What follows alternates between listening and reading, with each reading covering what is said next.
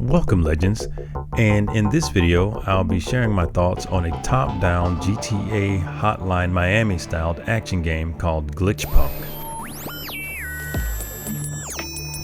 You are what is being identified as an android, and the only way to remain active is to kill when your leadership says so. Got it. During my short time with the demo, I discovered that the missions are obtained through the game world terminals that present the missions and objectives in a simple way. Once selected, waypoint markers appear that guide you towards the objectives. There is a map that functions well, however, I did not find an option to put down custom waypoints. Some non-mission locations were rather difficult to find without a waypoint marker. The map is full of points of interest icons that start to obscure your view of things. Thoughtfully, the developers added filters that help reduce the clutter, which is awesome. Now they just need to allow for a transparent overlay of the map you can activate while you are in the action view so you can get along without having to refer to the map screen every 5 seconds. Also, a shortcut to the map screen would be great in lieu of the overlay. The game has a character modding system where the player can install different cybernetic enhancements that allow for various forms of game world hacking to complete your objectives. One of the first allows you to send NPCs into a murderous frenzy, letting the player assassinate targets while keeping clear of the authorities, since just like in any of these GTA type games, there is a heat system. The more crimes you are witnessed committing, the more committed the authorities pursue you until death.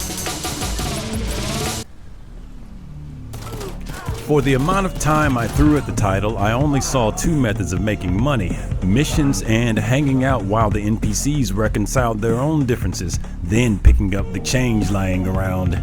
Do not fix this, devs. Not only is this entertaining to watch, it is a humorous way to earn money early in a game that already has a darkly comedic tone.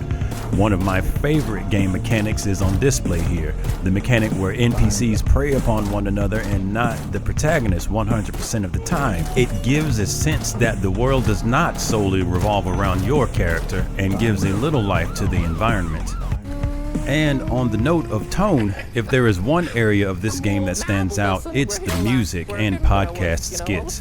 The music ranges from adrenaline-pumping electronica to world-establishing parodies of faith music.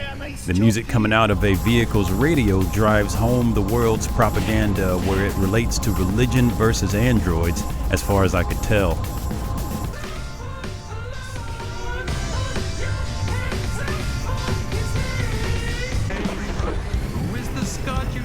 I'd like to meet him someday.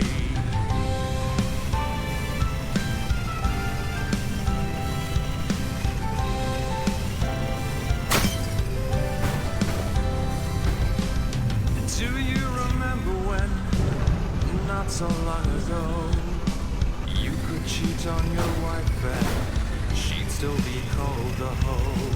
This Sunday came along and you still go to church, 'cause your sins will be forgotten, just like your wife in the lurch.